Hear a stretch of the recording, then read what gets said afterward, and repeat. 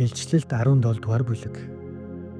780-тай 7 тэнгэр элчийн нэг нь ирж надтай ярилцсан наашир их усны дээр суух агуу янхныг шүүлтийг би чамд харуулъя. Дэлхийн хаад тэр эмтэй завхаарлыг үлдэн дэлхий дээр нутаглагсад түүний завхаарлын дарснаас ууж согтуурцхаа бив. Тэнгэр элч намайг сүнс дотор цүлд авчирав. Би 7 толгойтой 10 ивэртэй доромжилын нэрсээр дүүрэн час улаан араатан дээр суух нэгэн эмэгтэйг харлаа. Тэр эмэгтэй нийл ягаан болон час улаан өнгийн хувцастай бөгөөд алт үнэд чулууд сувдаар гойсон байв. Тэр жигшүүрт ямс болон өөрийн завхаарлын бузар ямсаар дүүрэн алтан хундгыг гартаа барьжээ. Түүний духан дээр дэлхийн янхнуудын ба жигшүүр тэмсийн их агуу их Вавилон гэсэн нууц нэр бичигдсэн байв. Тэр им ариун хүмүүсийн цуснаас болон Есүсийг гэрчлэгчдийн цуснаас уугаад согдохыг би харав. Би түүнийг хараад ихэд гайхлаа. Өнөөх Тэнгэрлэгч надад чи юунд гайхна вэ?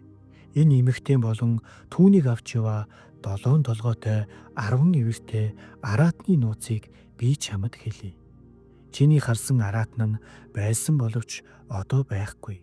Тэр ёроолгүй гүнээс гарч ирэн сүрэл рүү явах гэж байна. ертөнцийн суураас хойш амийн номд нэрс нь бичигдээгүй дэлхий дээр нутаглагсад тэр араатныг хараад гайхах болно. Тэр байсан боловч одоо байхгүй дараав.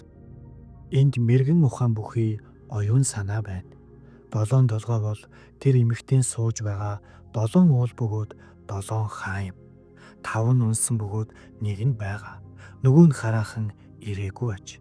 Тэр эрэхтэй хоромхон зур саадах ёстой. Байсан одоо байхгүй өнөөх араатан бол 8 дахь нь юм. Тэр бол өнөөх 7-гийн нэг нь бөгөөд сүрэл рүү явна. Чиний харсан 10 ивэр бол хаанчлалыг хараахан хүлээн аваагүй байгаа 10 хаа юм. Гэвч тэд араатантай хамт нэг цагийн турш хаад мэд ирэх мэдлийг хүлээж авна. Тэд нэг зоригтой бөгөөд өөрсдийн хүч ирэх мэдлийг араатанд өгнө. Тэд хурганы эсрэг дайн хийх бөгөөд хурга тэднийг ялах болно.